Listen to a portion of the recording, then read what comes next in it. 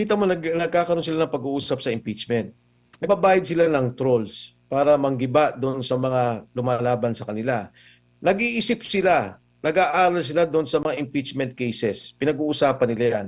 Ngayon nag-file sa Supreme Court, magkakaroon naman ng sagutan. So lahat ng effort nila, effort at gastos maging dyan sa social media, nagbabayad sila at yung mga ibang mainstream media na nababayaran, nagbabayad sila para lang bigyan ng pagtuon o bigyan ng focus ang isang impeachment case. Ngayon, kung titingnan natin, katulad ng nabanggit mo, napag-aralan na ba natin yung presyo ng langis? Napag-aralan na ba natin yung presyo ng epekto ng VAT at excise tax kung tatanggalin natin? Napag-aralan na ba natin kung anong epekto ng pagtaas ng langis at doon sa mga pangunahing produkto, katulad ng gulay, ng karne, ng isda? Paano natin ito sasagutin? Paano natin ito iibsan? Di ba? Napag-aralan na ba natin kung paano ayusin yung pagrarasyon? Kung sakasakali, because about 98 to almost 100% ang reliance natin sa langis. Ang ibang lugar, tataas ang kuryente dahil nakabatay din sila sa langis. Ang kanilang mga power generation ay nakabatay sa langis. So, sayang. Imbis na nakafocus na lang sana tayo dyan, nagkakaroon tayo ng kaguluhan dito na napopolarize pa. Di ba? Ang nangyari, nagkakahati-hati tayo, nagkakaroon ng away-away ng mga distrito na ayusin yung budget na magkaroon ng malinaw na makikita nila ano ba yung pangangailangan ng distrito nila at yung pangkalahatang pangangailangan ng bansa. Matapos yun, isusumite sa Senado. Kaya pag ito ay ginalaw o sabihin mo lang nagkaroon ng maraming unprogrammed allocation kung ano mang ginawa nila dyan, babalik sa Pangulo yan para pirmahan niya eh. Kaya nga may veto power ang Pangulo at meron siyang pagtatanggal ng mga isiningit dito sa mga budget na to o sa mga proyektong ito, yan ang kapangyarihan ng Pangulo. Kaya ang Pangulo may responsibilidad magmula simula hanggang matapos ang budget. Sa tatlong national budget na kine-question ng iba't ibang grupo, iba't ibang mga individual. Ano po ang nakikita nyo po rito? Masyado bang matagal na bago ito nasimulan or napapanahon lang? Ano po masasabi nyo, Kong? Well, una naman siyempre dahil budget yan, dapat sana naging mabilis, no? Yung ating Korte Suprema. Dalawa yan, hindi lamang itong budget, pati maging yung kay Pangulong Duterte, yung kaso na i-final din ng mga sumusuporta sa kanya ukol sa kanyang state kidnapping at pagtatanggal dito sa bansa. Pangalawa, yung budget. Napaka-importante ng bagay na yan kasi alam nyo naman na pagka ito ay natagalan o merong delay sa pagkakaroon ng desisyon tungkol dito, talagang apektado tayong lahat. Ang particular na kaso na yan, yung unprogrammed allocation na nakita natin sa pagdaan ng panahon, maging doon sa flood control hearing, naging ito talaga yung ginamit na instrumento para magkaroon ng nakawan. Kasi alam mo, ang unprogrammed budget, para lang po na maintindihan ng ating mga kababayan, ang ibig mong sabihin dyan, meron tayong budget sa ating bansa. O lagi mo na sa iyong bahay, no, meron kang ilalaan na budget, at kung merong ekstrang kita o may ekstrang pondo, yun ang gagamitin mo para sa mga ibang mga proyekto o ibang mga bagay na sa pananaw ng eksekutibo ay hindi prioridad. Kaya ganyan yung nangyari sa budget natin. Gagawa tayo ng program allocation, yan ang prioridad natin, kailangan nating tapusin. At kung may sumobra tayong pondo, ito yung nilalaan natin sa program allocation. Ang nangyari dito sa program allocation, kung titingnan natin ng mga nakaraang panahon, meron pa nga dyan mga sarop, pinirmahan ni Pangulo mismo, no? Nakita ko, Pebrero, na wala pa nga yun, hindi mo pa nakikita kung meron ka ng pondo o sapat na ba yung pondong naliko mo sa BIR o sa customs, yung mga revenues na tinatawag natin, para magpondo ka ng mga unprogrammed allocation. Kaya ako sa lalong madaling panahon, magawa ng desisyon ng Korte Suprema yan, at maging batayan na talaga, maging para bang maging gabay natin kung paano tayo gumawa ng budget kasi ngayon lang natin nakita naman na meron palang posibilidad na abusuhin. Alam mo nung araw, may unprogrammed allocation na pero ngayon yung mga 5%, 3% of the budget at madalas hindi na-release. Ngayon umabot ng 10 to 15% of the total budget which is about 6 trillion. Maglalagay ka ng 600 billion, 700 billion o kung minsan 1 trillion pa nga nilalagay nila na talagang nakakagulat. Ngayon lang natin nakita yung ganito mga pangyari. At tingin ko, napapanahon na gumawa tayo ng malinaw na batayan kung paano talaga kikilos ang eksekutibo kasama ang Kongreso at Senado sa pag-aayos at pag-aaproba ng budget.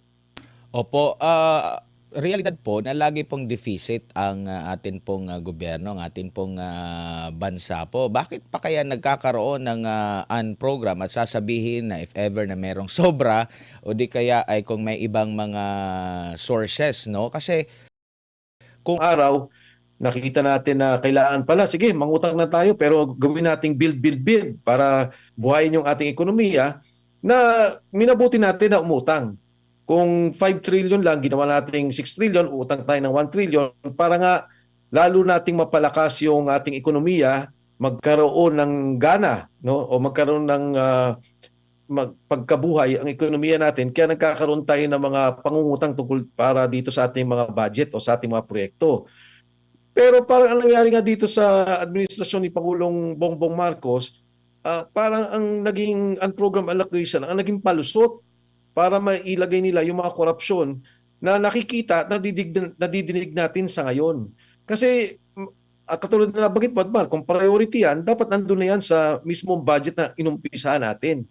Kung ano yung sinumite, yung unprogram allocation, siguro maglalagay tayong maliit. No? Bibigyan kita ng isang halimbawa.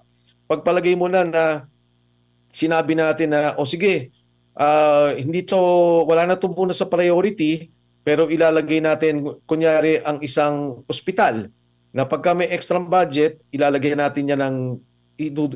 natin yung pondong yan para matapos yung proyekto. Kung hindi ba natin magawa ngayong taon, next year, priority na yan. Ganon dapat ang nagiging proseso ng ating budgeting. Kaya nakakalungkot, Admar, at mabuti na rin, nandiyan na rin naman, kumilos na rin ang Korte Suprema na magkaroon ng agarang pagdinig dito at magkaroon ng malinaw na desisyon o batas at maging batayan kung paano tayo magsasagawa ng isang budget. Nare-recall mo, Admar, nung araw, di ba, yung nagkaroon tayo ng Development Assistance Program o the Development Assistance Projects, yung DAP na tinatawag nila doon, at sinabi ng Korte Suprema, bawal yan. Hindi pwedeng mag-allocate per congressman o per senator para magbuo ng mga proyekto na kanilang gagawin. Dapat nasa kabuuang budget yan at hindi lang inilalagay o binibigay sa isang miyembro ng Senado. So, magmula noon, natanggal. Pero nga, ang nangyayari, pinapalusatan pa rin ng batas, pinapalusutan pa rin yung proseso na nilagay ng ating saligang batas. Malinaw na rin ang saligang batas natin dyan para magkaroon ng ganitong klaseng sistematiko at organisadong korupsyon na nakita natin. Sa inyo po bang pananaw, Kong Mike, pareho po bang appropriations ang programmed at unprogrammed? Kasi natanong ko po ito dahil sinasabi po ng Section 25, Article 6 ng 1987 Constitution, the Congress may not increase the appropriations recommended by the President for the operation of the government as specified in the budget. Marami pong beses na ata na mas mataas kesa doon sa ni-request ng ehekutibo po ang budget natin. Pero ito nga, ang program appropriations ba at unprogram appropriations ay saklaw nitong sinasabi ng konstitusyon na hindi pwedeng taasan ang appropriation? Well, una sa lahat, Admar, gusto ko lang linawin na ang budget, hindi natin pwedeng sabihin na walang alam ang Pangulo. Ginawa yan ng Kongreso, ginawa yan ng Senado. Di ba, una gagawin yan ng mga departamento. Pag ginawa ng mga departamento kung ano yung mga pangunahing pangailangan o pangunahing proyekto na kailangan, isusumitin nila ito sa Department of Budget and Management. Doon naman sa DBM, magkakaroon din sila ng mga batayan. Supposedly, titingnan nila yung mga prioridad na kailangan ng ating bansa pangkabuuan at kaya nagkakaroon ng mga pagtatanggal ng ibang budget ng ibang mga departamento. Pag sinumiti na ito kay Presidente, ang Pangulo naman, ibibigay ito sa Kongreso. Pagkatapos ng SONA, isusumitin niya na ito, magkakaroon na ng pagdinig tungkol dyan, magkakaroon ng mga debate at diskusyon. At matapos gawin ng Kongreso to, ang binibigay nga dyan ng kapangyarihan sa Kongreso. Dahil hindi lamang sa Pilipinas, maging sinimulan ito sa Estados Unidos, na sinasabi yung mga distrito, sila yung may karapatan, no? Yung mga kinatawan ng mga distrito na ayusin yung budget na magkaroon ng malinaw na makikita nila ano ba yung pangangailangan ng distrito nila at yung pangkalahatang pangangailangan ng bansa. Matapos yun, isusumite sa Senado. Kaya pag ito ay ginalaw o sabihin mo lang nagkaroon ng maraming unprogrammed allocation, kung ano mang ginawa nila dyan, babalik sa Pangulo yan para pirmahan niya eh. Kaya nga may veto power ang Pangulo at meron siyang pagtatanggal ng mga isiningit dito sa mga budget na to o sa mga proyektong ito, yan ang kapangyarihan ng Pangulo. Kaya ang Pangulo may responsibilidad magmula simula hanggang matapos ang budget. Pagdating natin sa no increase or decrease, dyan pumapasok nga yung program allocation. Kasi ang sinasabi dito, yun lang ang pondo mo eh. Kung ano lang ang nakuha mong pondo o naipon mo, na kolekta mula sa BIR, sa customs, sa PAGCOR, yan yung mga pangunahing ahensya nagbibigay ng revenues no sa ating bansa, sa ating gobyerno. Ngayon, kaya nagkakaroon ng program, supposedly, ito yung practice in the past na sinasabi nila, o baka sumobra at kumita naman tayo. Kesa naman bumalik na naman tayo sa Kongreso at Senado, magkaroon pa ng supplemental budget, ilalagay na natin yon. Kaya ang basis doon, sasabihin ng Department ng Finance, sumobra ang pondo natin. Kung ang budget mo ay 6 na trilyon at naging 6.1 trillion, de may 100 bilyon ka nandyan, yun dapat sinicertify ng Department of Finance. Ibibigay niya muli yan sa Pangulo at pipirmahan ng DBM at pipirmahan ng Pangulo para ma-release ang mga proyektong yan. Kaya technically, hindi naman siya illegal. Pero dapat meron talagang malinaw na batayan na may sumobrang koleksyon. Ang nangyari nga, katulad ng binanggit ni Congressman Sid Ungab, katulad ng sinasabi ni Egay Irice, katulad ng sinasabi ni Leandro Leviste, yung mismong hawak ng mga dokumento, wala pa nga tayo dun sa end of the year na para makita mong sumobra koleksyon mo, naglalabas na lang ang program allocation. Yan sa aking palagay ang illegal. Yan sa aking pananaw ang hindi dapat. Parang sa bahay mo, sinabi mo, ito yung may negosyo ka kunyari o meron kang trabaho. Sabi mo, ito yung pamalengke ko, ito yung panggas ko, ito yung pabaon sa mga bata, ito yung itatabi ko para sa eskwelahan. Nung matapos na yung taon, bigla kayong nagkaroon ng bonus, extra bonus. Oy, sabi mo, sige halika, mamasyal tayo. Pwede tayong mag-out of town kasi may extra akong kita. Dito hindi eh. Wala pa nga dun sa pagtatapos ng taon o wala pa nga dun sa batayan na kumita na kayo. Ang sabi na kagad, halika, mamasyal na tayo. Dito nangyari sa atin, alika na, kunin natin ang pondo, ilagay natin sa program allocation, ilagay natin sa flood control, ilagay natin sa kung ano pang mga proyekto na malalaki ang sinasabing kickback o nakawan. Yan ang nangyari sa pondo natin. Kung Mike, bago lang si partner MJ, sakali po no na katigan itong maraming mga petitioner no kasi kinonsolidate ito ng Korte Suprema 2024, 2025 at 2026 po ito no. If ever po na pumabor sa mga petitioner, pwede po bang sampahan ng kaso yung mga respondent po dito o yung mga involved sa pag-budget or hindi kasi doon na siya hinimay after na ng kumbaga hinimay ng sabay-sabay, wala pang previous na ruling dito kaya hindi mo masabing kahit na may ruling inulit kahit na ibang taon po.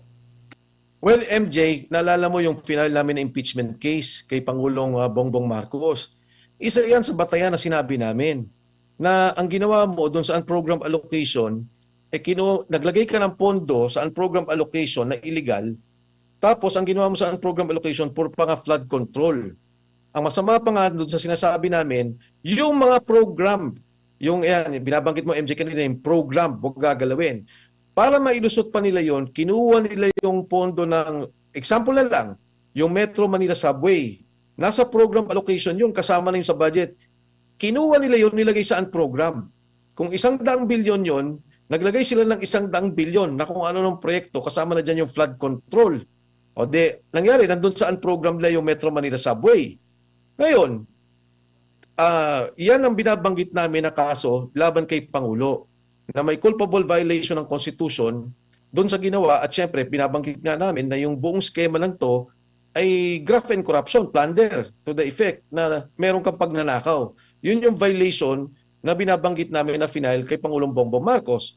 Ngayon, ang tanong yung mga kawani ng gobyerno na hindi naman impeachment katulad ng Secretary of DBM, Secretary of Finance. Ako, ang palagay ko, kung mapapatunayan na meron silang ginawang pagkilos na hindi pa yung binabanggit natin na wala namang sobrang pondo, kinuha ninyo. Tapos ang presidente, pinirmahan yung program, nirelease ng Pebrero. Ito palagay ko, pag hinimay, pwede rin magkaso. Pero siyempre, iniiwan ko na yan sa mga nag-file doon sa Korte Suprema tungkol dyan sa mismong budget na muna. Yan muna tingnan natin. At kung may nakikita tayo later on based on the decision of the Supreme Court, magpa-file tayo ng aktual na kaso, tingnan natin. Pero palagay ko, kahit nasabihin na, hindi, natapos na, hindi naman alam, hindi naman conscious, hindi eh. Kasi malinaw yung mga prinsipyo ng batas lang yan na tungkol doon sa program allocation. At kung meron talagang deliberate o merong sadya na ginawa para yung pondo ilipat-lipat at gulin yung pondo ng ating bansa, malaking krimen para sa akin yan eh. Di ba? Alam mo, MJ, kung minsan kung titingnan natin, no, yung tao nagnakaw ng pondo, ganito. Pero assuming nagnakaw ng pera, pero itong pagnanakaw mo sa pondo ng bayan, ang laki ng epekto nito sa buhay ng bawat isa. Ang laki ng epekto nito sa sitwasyon ng bawat Pilipino. Yung kinuha mo yung PhilHealth Fund, hindi ka nga nagpundo na nga sa PhilHealth Fund, tapos yung pondo pa na nandun, kinuha mo para ilagay mo sa program budget o sa kabuang pondo ng gobyerno at nakikita natin ginagamit sa flood control o ginagamit natin sa kung ano pang proyekto na malalaki kickback, mas malaking kasalanan yan eh. Hindi lamang namamatay ang mga tao doon sa pagbabaha na nakita natin, kung hindi ngayon na may krisis tayo, paano ngayon yung problema ng pagtaas ng presyo? May connection yan sa pondo nating nakaraan. Paano ngayon yung mga problema natin na gusto nating awatin ang pagtaas ng presyo ng langis? May connection yan sa nangyaring mga nakaraan. Kung may pondo lang tayo ngayon, let's just assume for example, yung irrigation project, hindi pa natin yan nakikita, pero ako, malaki palagay ko, malaki din ang kalokohan dyan. Isipin mo yung mga magsasaka sana, maganda sana yung mga tanim nila. Hindi sana tayo apektado ng pagtaas ng presyo dahil meron tayong sarili mga bigas dito, may gulay tayo, at kung ano-ano pang mga produkto na pwede sanang naibsan yung problema natin dulot ng kaguluhan o yung gera na nakita natin sa Middle East. Opo, Kong, good evening. Si MJ po ito. Sir, ibang issue naman dahil alam ko, narinig po ninyo bago tayo umere sa ating panayam, ang mga naging soundbite natin kay kaibigan po ninyo, Ombudsman, former Congressman Boying Rimulya. Una, maghahain raw ng kaso against kay former Speaker Martin Romualdez. Anong tingin mo dyan, Kong? Nakasama niyo rin po ang dating speaker nung kayo po ay naging kongresista. Alam mo, MJ, tama, nakasama ko si Ombudsman Boying Rimulya. And ako, nung makita ko yan, tinitingnan ko at binabasa ko, ano ba talaga yung mga magiging hakbang. Hindi ko masabi kasi dahil ang binanggit ay plunder. Pero ang aking panawagan sa aking kaibigan, si Ombudsman Rimulya, sana ito na rin yung panahon na gamitin nila yung mga testimonya ni Sergeant Gutesa. Gagamitin nila yung testimonya ng 18 Marines. Kasi ito yung magdudugtong nung binabanggit nila na plunder eh. Kung ang tingin natin ay budget lamang yung pagdudugtungan nito, kasama si Senator Chis Escudero kasi siya yung Senate President at si Speaker Martin Romualdez, hindi ko pa alam. Kasi parang kung ito'y dugtong lamang doon sa nangyaring budgeting at naging conspiracy na doon sa plunder, hindi ko masabi. Pag nakita ko na yung mismong kasong i-file nila, yan, makapagbigay ako ng opinion. Pero ang aking panawagan sa kanya, kay Ombudsman Rimulya, narinig naman niya si Sergeant Gutesa. Malinaw yung sinabi, nagdi-deliver ng pera kay Speaker Martin Romualdez. Malinaw yung binanggit na mga maleta, dinadala dun sa kanyang bahay at pagkatapos ay i-deliver sa mga bahay ni Speaker Martin Romualdez. Meron siyang ledger, si Saldico, tungkol dito na maaaring gamitin bilang ebidensya at mga patunayan na talagang aktwal. Kasi hindi naman itong kanilang Sergeant Gutesa at itong sa 18 Marines, hindi hearsay ito. Hindi to kwento. Aktwal na nakita ng mga tao nag-deliver sila ng pera at kung idudugtong mo to doon sa ebidensyang pinanghahawakan ni Saldico, malinaw. Napakalinaw. At kung ito'y idudugtong na din natin doon sa mga binanggit ni Saldico, doon sa budget at kung paano yung pag-aayos sa mga flood control, napakalinaw na talagang mabubuo nila yung kaso ng plunder. Mabubuo nila yung kaso ng delivery. Pagdating kay Senator Escudero, hindi ko rin masabi yan kasi ang nagsabi naman nag-deliver ay si Undersecretary Bernardo. So ibang level sa akin yan. Hindi ko alam masyado kung ano talaga yung pinangahawakan ni Undersecretary Bernardo at kung ano ebidensyang hawak niya. Pero tama rin naman yon dahil parang may personal knowledge siya. O hindi parang, meron talaga. Nasabi niya may pinag-delivery ng tao. Pero sa lahat ng mga to, katulad na banggit at uulitin ko, kung talagang seryoso ang kaso kay Speaker Martin Romualdez, gamitin lang nila yung kay Sergeant Gotesa, gamitin nila doon sa 18 Marines. Dahil yun ang magdudugtong kay Saldico na talagang yung pera na ninakaw at sinasabi lang si Saldico nagnakaw. Ito ang mga nag-deliver at nag-deliver ng pera sa bahay ni Speaker Martin Romualdez. Sir, anong masasabi mo doon sa tahak na investigasyon para po maghanap ng hustisya sa flood control anomaly? Salin na po ng mga kongresistang nabanggit sa anomalya ang hinahabol po ngayon ng ombudsman at nagbanta po siya sa House Secretary General na kakasuhan kapag hindi po magko-cooperate sa Office of the Ombudsman. Well, of course, trabaho naman ng ombudsman yan at maganda tinitingnan nila yung mga salin. Medyo, ang akin lang kasi, meron tayong impeachment na pinagdadaanan ngayon. Ang ayoko sanang mangyari dyan ay baka naman, hindi ko sinasabing si Boying, si ombudsman, pero baka naman may mga ilang tao sa gobyerno na gamitin ito para i-weaponize, na gamitin ito para takutin yung mga kongresista na pagka kayo hindi bumoto, ay kakasuhan namin kayo. Alam mo, Admar, MJ, alam nyo naman na ako mismo may mga negosyo. Dalawang negosyo ko na ngayon ang sinara nila. Yung isa, ginamit nila yung isang departamento, hindi ko muna sasabihin kung anong departamento to. Walang batayan, no? Maniwala kayo, walang batayan, walang investigasyon, sinara. Agad-agad lang. May isa naman, isa ding invested ako na kumpanya at ako ang presidente, buti na lang nag-resign ako. Dahil alam ko na may gagawin eh. Wala ding batayan, isinara din ng NBI. Wala ring batayan, bigla na lang ginulo at sinarat tong mga ahensyang to. In fact, mga binabanggit pa nga na pasensya na po kayo kasi nabanggit po na identified itong kumpanya kay Mike Defensor. Sa dalawang kumpanyang yan, pareho na ako nag-resign. Dahil nakita ko na to, Admar MJ, na talagang gigipitin nila ako. Ang masakit lang, yung isang kumpanya, syempre, nandun pa rin yung aking pamilya. Kumbaga, negosyo ng pamilya talaga. Yung isa, marami naman kaming shareholders. Kaya binabalikan ko lang yung tanong mo, ang kinakatakot ko lang ay baka ma-weaponize. Again, hindi ko sinasabing gagawin to ni Ombudsman Boying Rimulya, pero baka may mga kasama siya dahil nakikita ko na rin yung ibang departamento at ibang ahensya ginagawa to. Ang warning ko lang dito sa mga ahensyang to, sa mga taong to, tandaan po ninyo, ang mundo ay bilog. Ang buhay natin paikot-ikot. Pag kayo nanggipit dahil sa politika, babalikan po kayo niyan. Kung nanggigipit kayo, kung ito'y may mga isyong totoo, wala namang problema eh. Pero kung ito'y panggigipit at nakikita ko yung panggigipit, malinaw, darating ang panahon, mapapatunayan ko yung panggigipit ninyo na yan, babalik po yan. Nandyan na ako nung panahon na yan. 9 years ang Pangulong Gloria Macapagal-Arroyo. Alam mo, MJ Admar, never kong ginamit ang aking poder para manggipit ng tao. Kaya naman nang nawala ako, wala naman din ako naging problema.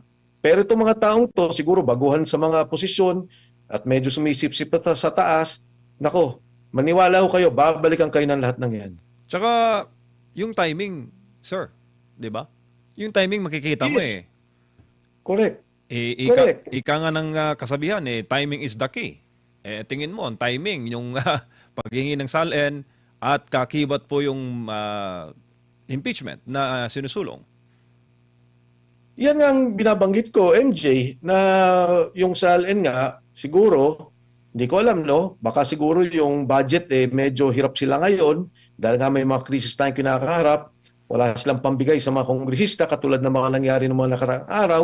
Wala nang mga maleta na ubos na. Baka ito na yung gamitin na takutan na. Ako naman ho, sa ating mga membro ng Kongreso, tingnan po nila na mabuti yan. Katulad na binabanggit ko sa mga ahensya, no? Hindi ho, ang ibig ko sabihin, hindi permanente ang sitwasyon natin. Magbabago po ito. Darating ang panahon, magkakaroon ng paghusgahan tao. No? At pagka umupo pa si BP Inday Sara, di ba? Ito naman tao nagsabi na, sabi ng BP Inday Sara, wala na akong iniisip na pag-iigante.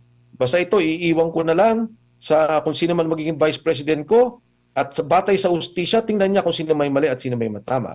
Kaya dapat to, ang maging desisyon ng mga kongresista ay huwag sila magpatakot. Ang dapat, ang desisyon ng kongresista, kung ano yung dapat at kung ano ikakabuti ng ating bansa.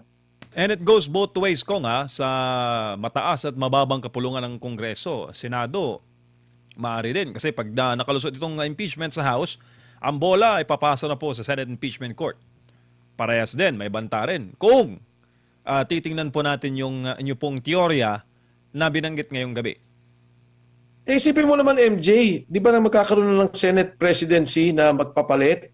Tapos sabi nila doon sa isang senador, hindi ko na lang babanggitin, na huwag ka na mag-alala, huwag ka lang sumama dyan, hindi ka namin kakasuhan. Siyempre naman, no, naintindihan ng mga ilang senador na yung kung anong sitwasyon ng kasama nila. At kahit man ako, naintindihan ko yung sitwasyon niya dahil buhay-buhay din na nakataya, sabi lang nila, hindi, walang problema. Hindi mo na kailangan sumama sa amin. Yun, Senate presidency pa lang. Paano pa itong impeachment? Na ayaw talaga nila umupo si BP Inday Sara, gagawin nila lahat para gipitin ng mga tao, makuha ang boto at matanggal sa pagiging kandidato bilang Pangulo si Inday Sara Duterte.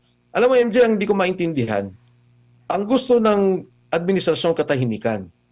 Madalas narinig mo, sinasabi ni Auntie Claire, tumigil na tayo, magtulungan tayo, may krisis ang bansa, tigil na.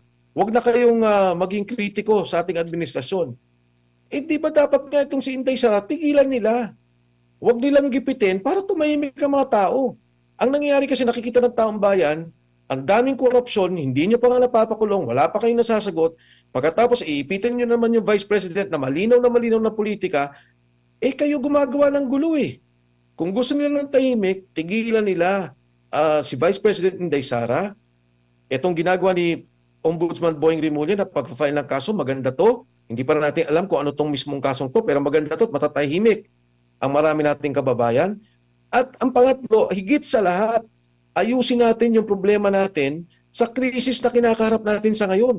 Problema ng mga drivers, problema ng mga sasakay o mga commuters natin, mga manggagawa.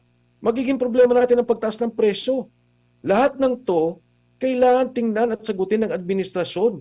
Dahil itong mga bagay nito ang nagbibigay ng destabilisasyon o nagbibigay ng kaguluhan sa ating bansa. Unahin natin ang kapakanan ng mga Pilipino bago tayo mag-usap-usap ng politika. Pero kung yan, pagawin yung politika at kung itatago ninyo yung mga nagnakaw, eh magkakagulo talaga ang bansa. Opo, Kong, kaya raw kasing pagsabayin ang impeachment at itong mga pagdinig hinggil po sa krisis na ating kinahaharap sa kaugnay po sa giyera sa Middle East. Nung panahon po ng COVID, maalala ko lang, pinagsabay din po ninyo ang investigasyon sa mahalagang issue, kuryente, tubig, PhilHealth. COVID yun Baka daw kasi maaari kayong masumbatan ko na nung panahon nyo bilang congressman, may COVID, nag-iimbestiga kayo, eto may krisis, ba't di daw kayang pagsabayin yung impeachment? Ano bang pinagkaiba nun, Kong? Mali yun, napakalayo. Kasi yung nangyari sa COVID, umpisa pa lamang, umaksyon kagad kami. Eh yung COVID, 2 taon. So siyempre nung ginawa na namin yung mga batas para doon sa COVID, di ba nagkaroon tayo ng diskusyon sa PhilHealth kasi diba, ang problema, ang gusto namin i-suspend yung contribution ng mga OFWs dahil nga COVID. Kawawa naman yung maraming OFWs natin. Tapos pinag-uusapan doon yung mga pagbayad sa ospital. Ano ba dapat yung maging parameters ng PhilHealth sa pagbayad? Ano ba yung medium cost, high cost, minimum cost para sa mga related din sa COVID yun. Tapos nagkaroon na ng iba pa mga investigasyon sa kuryente. Bakit sa kuryente? Kasi noong mga panahon na yon, marami nagtaasan ng presyo ng kuryente. Tapos marami nagrereklamo na sobrang tumaas naman ng presyo. Kaya tinaak din namin yung investigasyon pero all related to the crisis. Wala tayong diniscuss noon na puro na lang bang hiwalay doon sa krisis na pinagdadaanan natin. Ang isang nare-recall ko was ABS-CBN. And we were forced to do that because the ABS-CBN issue patapos na yung kanyang issue that time dahil di ba nagkaroon na lang siya ng provisional authority, naging expired. Nag-expire na yung kanyang prangkisa. Kaya napuwersa yung Kongreso that time. Pero lahat ng bago pa na inumpisahan yung ABS-CBN, nagkaroon ng debate tungkol doon sa emergency power sa COVID. Nagkaroon tayo ng mga pag-uusap sa OFW repatriation, pag-uwi ng mga kababayan natin. Nagkaroon tayo ng diskusyon sa kuryente, paano pagtaas ng kuryente, paano bibigyan maibsan yung pagbayad na. Nagkaroon ng debate sa tubig, if I can recall. Pero lahat related na sa COVID. So, ang pinupunto ko rito, can you imagine yung resources ng gobyerno, lahat ng galing ng mga kongresista natin. Dati, kung nare-recall mo, MJ, parang 20 lang kami nasa floor, lahat nasa Zoom. Yun lang yung act na nagdedebate. Dito sa kanila, di ba? Nandito, nag-uusap sila dito sa impeachment na wala namang relasyon dito sa pagtaas ng presyo ng langis. Walang relasyon sa pagiging pagtaas ng presyo ng mga pangunahing pangangailangan ng mga pamilyang Pilipino. Hindi lang dinidiscuss yun. Ang nakikita ko yung Senado. Nakikita ko Senator Marcoleta. Tinitingnan niya yung presyo ng langis. Pero yun ang binabanggit natin. Lahat kami nakatutok sa mga bagay na pangangailangan ng bansa, sa mga bagay na apektado ang sitwasyon, ang kalagayan ng bawat pamilyang Pilipino. Isang issue lang doon na lumusot dahil nga napuwersa na rin kami under a provisional authority na ibinigay kasi expired na. So sila na rin ang umiling na pagdebatehan na. Pero 2 taon yun na, MJ. Hindi lahat ng mga bagay na yan nakafocus ang Kongreso at that time.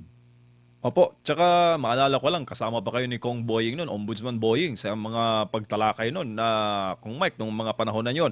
Pero sir, politically speaking, you've been there sa cabinet, naging bahagi din po kayo ng Kongreso. Pag usaping politika, ito ba yung makakatulong pag sinabay ang impeachment, pinilit na isabay, at itong pagresolba natin, paghahanap ng accountability o solusyon o mga inisyatibo mula po sa mga key government agencies, hinggil po sa katakot-takot na lingguhang pagtaas ng presyo ng langis. Bukas, sir, malakihan na naman po ang increase. Ako kasi, MJ, ang nakikita ko sa ngayon, kita mo nagkakaroon sila ng pag-uusap sa impeachment. Nababayad sila ng trolls para manggiba doon sa mga lumalaban sa kanila. Nag-iisip sila, nag-aaral sila doon sa mga impeachment cases. Pinag-uusapan nila yan.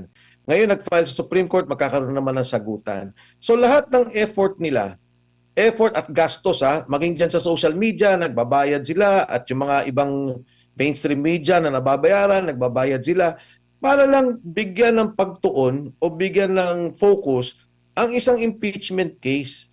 Ngayon, kung titingnan natin, katulad ng nabanggit mo, napag-aral na ba natin yung presyo ng langis? Napag-aral na ba natin yung presyo ng epekto ng VAT at excise tax kung tatanggalin natin? Napag-aral na ba natin kung anong epekto ng pagtaas ng langis at doon sa mga pangunahing produkto, katulad ng gulay, ng karne, ng isda? Paano natin ito sasagutin? Paano natin ito iibsan? Diba? Napag-aral na ba natin kung paano ayusin yung pagrarasyon? Kung sakasakali, because about 98 to almost 100% ang reliance natin sa langis. Ang ibang lugar, tataas ang kuryente dahil nakabatay din sila sa langis. Ang kanilang mga power generation ay nakabatay sa langis. So, sayang, imbis na nakafocus na lang sana tayo dyan, nagkakaroon tayo ng kaguluhan dito na napopolarize pa. Di ba? Ang nangyari, nagkakahati-hati tayo, nagkakaroon ng away-away. Na dapat sana sa mga panahon na yon, irali ng gobyerno ang lahat ng mamamayan, ang lahat ng ahensya, ang lahat ng pribadong sektor para pagtulungan. Siyempre, natural lamang may mga hindi pa rin susunod sa kanila o meron pa rin buwisit sa gobyerno dahil sa nakita nilang korupsyon. Pero kahit pa paano, pag nakita mong gobyerno na kumikilos tungkol dito sa mga bagay na to, siguro mas malinaw. And I think the President, kailangan niyang irali ang Kongreso, kailangan niyang irali ang Senado. Hindi pwedeng pabayaan lang yun. Sasabihin niya, hindi, independent sa kanya. Hindi ganun. We are in a crisis now. In the same manner when President Duterte, we had a crisis, nirali ang Kongreso. Nung panahon ni GMA, dumaan din tayo sa isang krisis noon. Siguro mga 6 priority bills ang sinagot namin. Nakatuto kami sa budget, build. Dahil yun ang nakikita namin. At that time, 1 trillion lang ang budget. Nakatuto kami sa utilization ng mga departamento, particular ang DPWH. Nakatuto kami sa revenue collection ng customs almost every week. Si GMA minimit ang customs, ang BIR, tinitingnan kung matatamaan yung revenue targets natin. Ganon sana ang makita natin pagtutok sa ginagawa natin sa ngayon. At yung Kongreso at that time, if I'm not mistaken, kasama dyan yung special purpose vehicle, kasama dyan, well, actually yung VAT was part of that no, nung mga panahon na yun. Mga 6 na mga pangunahing batas na talagang tinutukan at inaprubahan para maiayos yung ating ekonomiya. Nababanggit mo ekonomiya, Kong Mike, si Admar po ulit ito. Mararamdaman pa ba ng taong bayan kung kahit natanggalin yung excise tax natin sa panahon ngayon po? Actually, Admar, ayun nga yung pinag-aaralan ko sa ngayon, binabasa ko rin yung tungkol dyan. Ang sabi nila dito sa inflation, pag natanggal tong VAT at excise tax, kahit paano babagsak na mga 1%, yung total inflation natin, I think from about 6%, bababa to ng mga 5%. Kahit paano, ang mga pamilyang Pilipino, yung maliit na kinikita nila, mababawasan yung mga gastos nila. Dahil nga apektado yung langis, apektado yung kanilang pamasahe, apektado yung mga produkto na pinagdadaanan o ginagamit, di ba, sa pag-deliver. So, may mga ganitong mga pag-aaral tungkol dito. Tingin ko, katulad ng akin nabanggit, kailangan talaga natin tingnan. Pero ang pananaw ko dyan, yung VAT at excise tax, immediately pwedeng tanggalin yan. Bayaan mo na ang gobyerno mag-suffer, magkano yan, 300 billion? Eh yung flood control nga na ginawa nila dyan na pagnanakaw, trillion-trillion. Ito, 300 billion lang naman ang mawawala sa atin.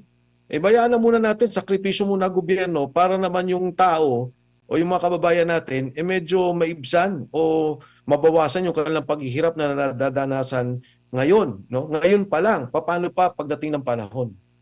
Opo. Kong Mike, malipat lang ako, no? Kasi 'di ba nagkaroon daw ng magandang usapan ang Pilipinas at kinatawan ng Iran at pwede na raw makadaan ang mga barko.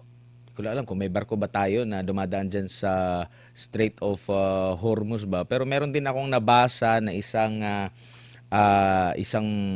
post din ata ng isang seaman na wala naman daw bumabiyahe mula doon papunta rito.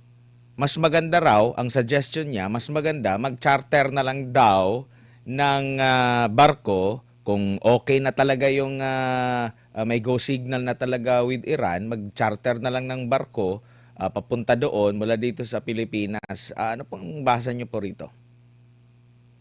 Alam mo, Akbar, yung ganyang na pag-charter o yung pagbabarko, ang malaking component dyan yung insurance eh.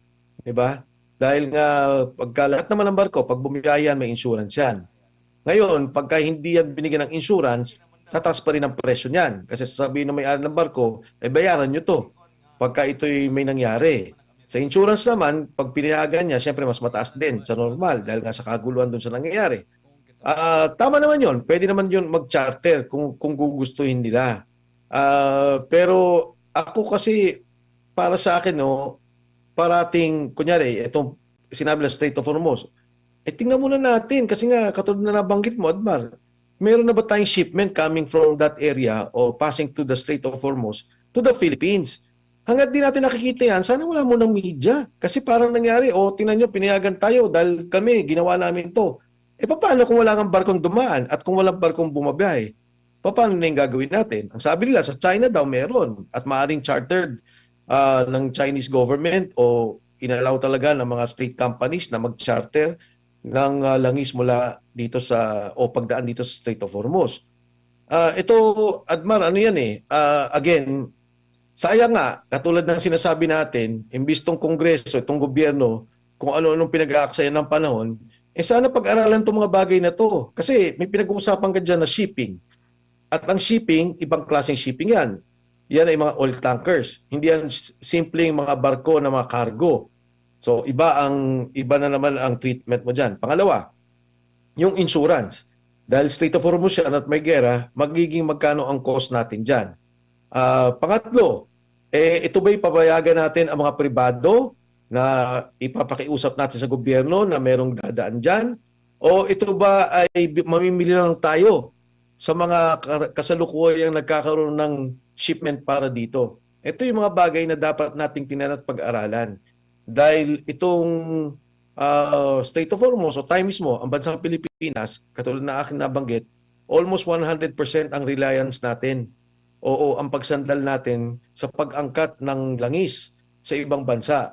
Maaring hindi Strait of Hormuz, maaring Brunei, Malaysia, China, Russia, maraming mga alternatibo na dapat sana matingnan natin kaagad para maprotektahan natin o ma-program natin kung ano yung mangyari o magiging kaganapan sa ating bansa pag talagang nagkaroon tayo ng problema sa langis.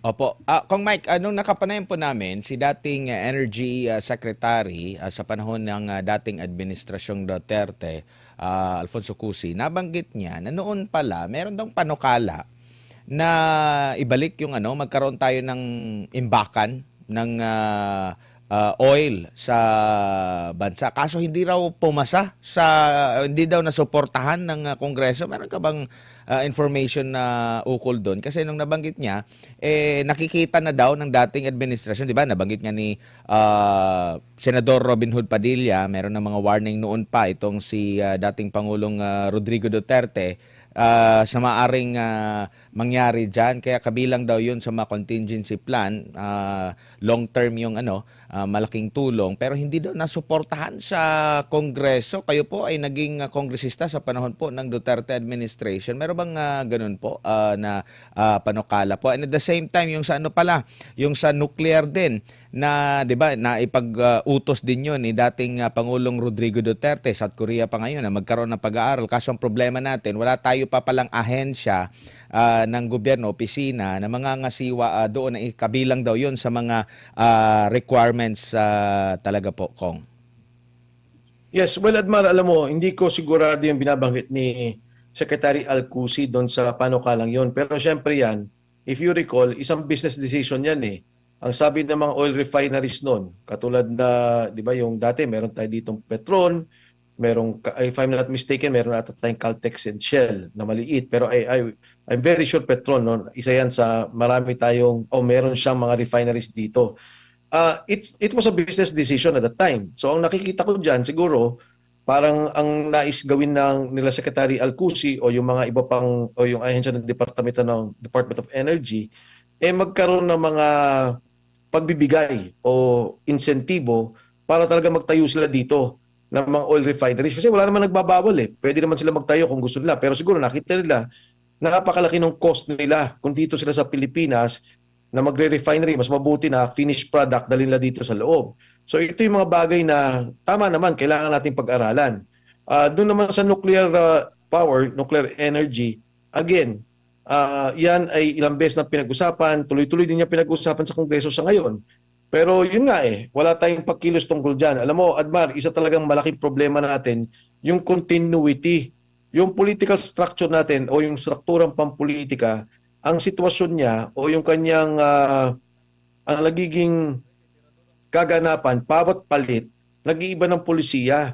Kung papansinin mo sa ibang mga parlamento, partikular, yan meron na silang isang ministro, for example, Minister of Energy, ako yung ministro, may nakashadow sa akin sa kabila, yung oposisyon, nakatutok sa akin, tinitingnan yung mga polisiya ko, kinikritisismo, nagkakaroon ng kritisismo, nagdidebate kami.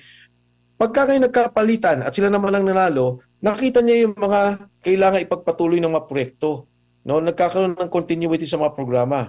Pero dito sa atin nga kasi, yung mga departamento, stand-alone yung mga agencies, no? Isa siyang independente siya sa legislatura. Pag umupo na yung Kongreso, hindi nila alam kung anong mga polisiya ang dapat ipagpatuloy.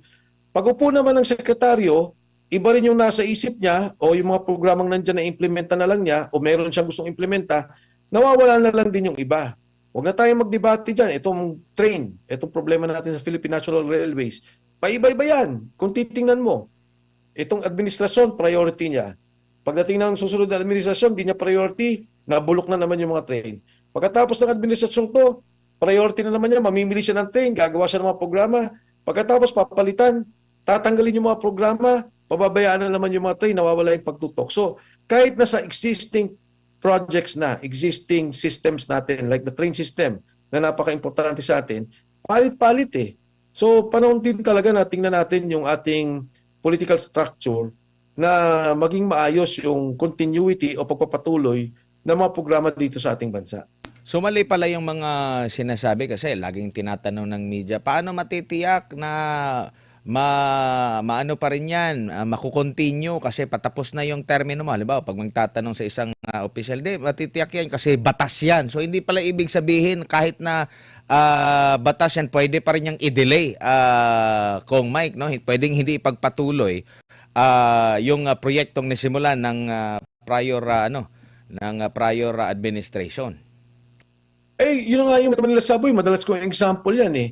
Ito aprobado na nung panahon ng Pangulong Duterte, napirmahan na to, nagkaroon ng loan agreement, nabigyan na nga ng pondo ni Pangulong Marcos ni Presidente Duterte 2022, 2023, nilagyan nila ng pondo na maliit, tapos kumbaga itutuloy mo na lang Dapat tapos na tayo ng 2028 kung pinondohan lang ng tama. Ngayon, dahil sa delay, nasa 2032 na tayo.